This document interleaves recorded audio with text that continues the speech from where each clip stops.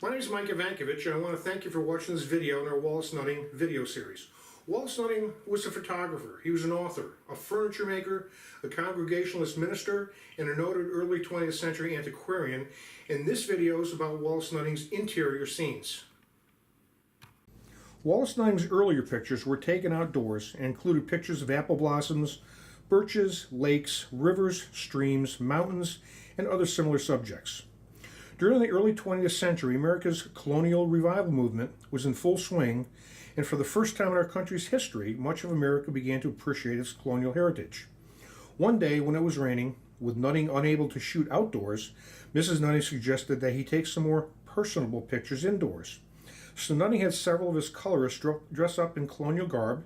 He staged a room in a colonial setting and took his first interior scenes. They quickly sold and thus began the era of Wallace Nutting interior scenes. Most of his earliest interior scenes between 1905 and 1912 were taken at his Southbury, Connecticut home, Nuttingham. Scenes like a Nuttingham nook and a comfort and a cat were taken in Nutting's distinctive Southbury home. In 1912, the Nuttings moved to Framingham, Massachusetts to be closer to the larger and growing Boston market, where many new interior scenes were taken in Nutting Home, his new home in Framingham.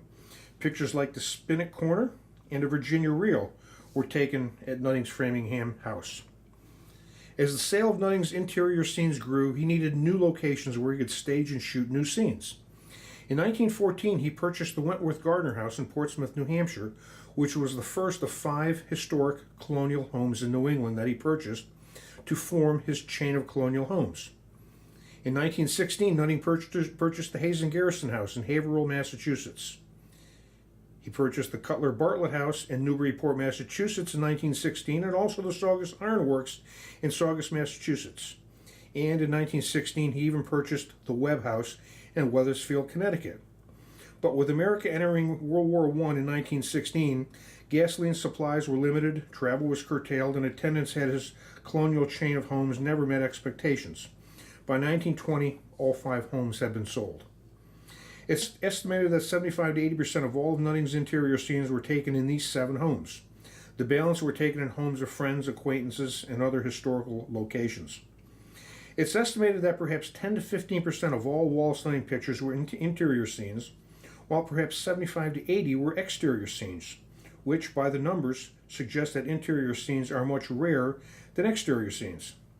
But the market reality is that Nutting sold far more exterior scenes than interior scenes because that's what the general public liked, wanted, and purchased.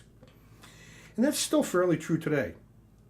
More collectors still prefer exterior over interior scenes, especially as the country movement has faded over the past decade.